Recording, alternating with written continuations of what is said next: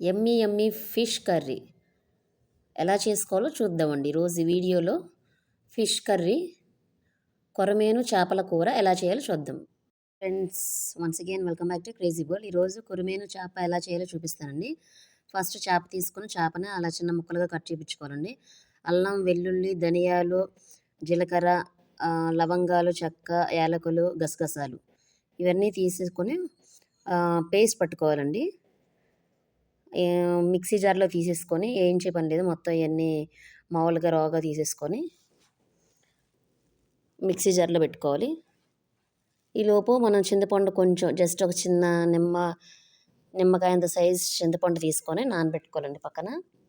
అవి నానుతూ ఉంటే ఈలోపు మనం ఈ పేస్ట్ పట్టేసుకోవచ్చు. అలాగే జీడిపప్పులండి, ఇందాక మిక్సీలో వేసుకోవాలని చెప్పి దాంట్లో ఈ జీడిపప్పులు కూడా వేసేసుకొని మిక్సీ పట్టేసేసుకోవాలండి. తర్వాత ఇది మీ పేస్ట్ పట్టుకొని పక్కన పెట్టేసేసుకున్నాం అనుకోండి.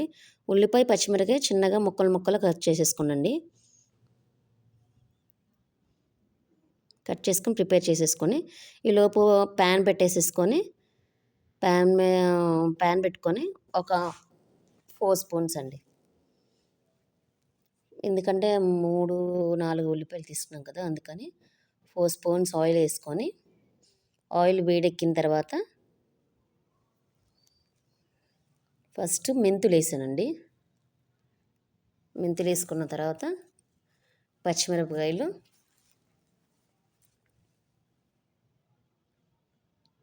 బాగా వేగాలండి. పచ్చిమిరపకాయలు వేగిన తర్వాత మనం ఉల్లిపాయలు తీసుకోవాలి.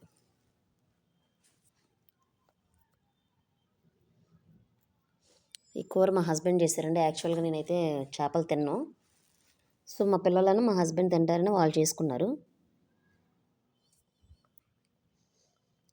ఈ పచ్చిమిరపకాయలు మంచిగా వేగిన తర్వాత ఉల్లిపాయలు కూడా వేసుకొని బ్రౌన్ కలర్లో వచ్చేదాకా ఉంచుకోవాలండి. ఎందుకంటే చేపను మనకి చికెన్ అనేది తొందరగా ఉడికిపోయింది కాబట్టి ఉల్లిపాయలు బ్రౌన్ కలర్ కొంచెం గోల్డెన్ బ్రౌన్ వచ్చిన తర్వాత వరకు వేయించుకోవాలి.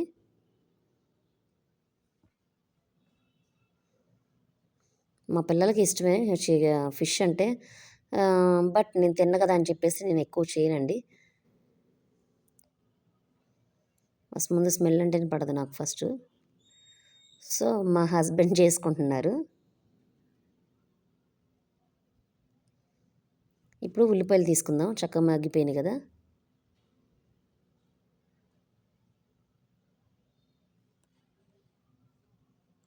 ఉల్లిపాయలు కూడా ఏం చేసేసుకుందాం చక్కగా గోల్డెన్ బ్రౌన్ వచ్చే వరకు అండి.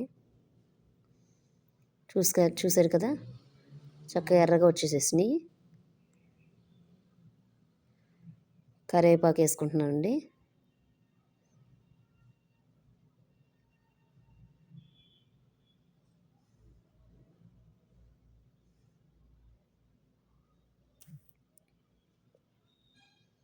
కరివేపాకు స్మెల్ కోసమే కొంతమంది తినరు అనుకోండి, స్మెల్ బాగుంటుందండి. నీ స్మెల్ అనేది డామినేట్ చేసేస్తుంది దీనికి. ఈ ఉల్లిపాయలు వేగిన తర్వాత మనం ఫస్ట్ ప్రిపేర్ చేసుకున్నాం కదండి పేస్ట్, ఆ పేస్ట్ అనేది వేసుకోవాలండి.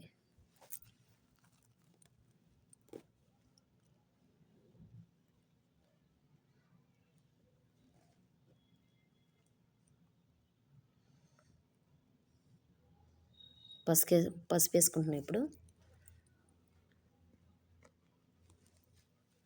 2 ఉల్లిపాయలు వస్తే అంత అయిందో, కొంచెం అయింది కదా. సాల్ట్ అండి,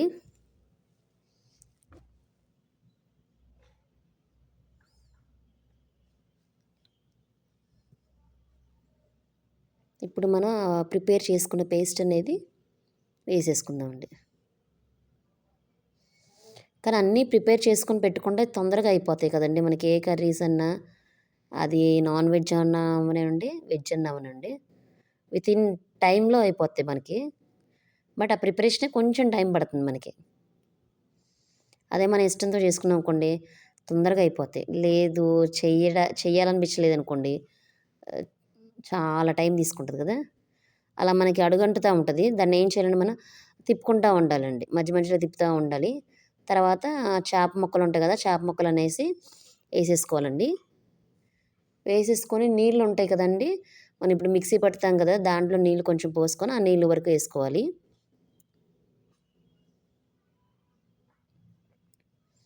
తర్వాత ఉప్పు, కారం 2 స్పూన్స్ వేసుకోవాలండి. ఎందుకంటే మనం చెక్క, లవంగాలు చెక్క, లవంగాలు వేసాం కదా, దానిదే ఎక్కువ స్పైసీ ఉంటుంది కాబట్టి కారం 2 స్పూన్స్ చాలండి. మళ్ళీ మనం పచ్చిమిరపకాయలు కూడా వేసాము. ఇప్పుడు చింతపండు పులుసు అదే చింతపండు వాటర్ ఉంటాయి కదండీ, అవి పోసేసుకోవాలి. అవి పోసేసుకొని మూత పెట్టేసేసి ఇంక చిన్నగా ఉడికించుకోవడమేనండి. తర్వాత తిప్పుకుంటూ ఉండాలండి, తిప్పకుండా అలా ఉంచకూడదు, మధ్య మధ్యలో తిప్పుతూ ఉండాలి. ఇంకా యమ్మీ యమ్మీ ఫిష్ కర్రీ ప్రిపేర్ అయింది. కొత్తిమీర కూడా వేసుకోవాలి.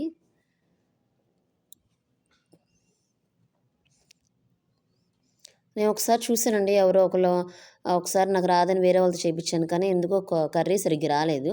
కానీ ఈసారి బాగా వచ్చింది. చక్కగా మా పిల్లలు మంచిగా ఎంజాయ్ చేశారు. చికెన్ ముక్కలు చేప ముక్కలు బాగా ఎంజాయ్ చేశారండి.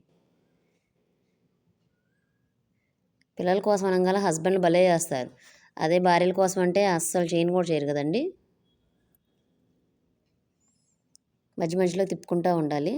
నేను చిన్నది పెట్టేశానండి, అంటే ఫిష్ కదా అని చెప్పేసి సపరేట్గా పెట్టేసాను అది. ఈసారి మాత్రం కొంచెం మంచి ఫిష్ కర్రీ చేసుకునే గిన్నె ఒకటి తీసుకోవాలి.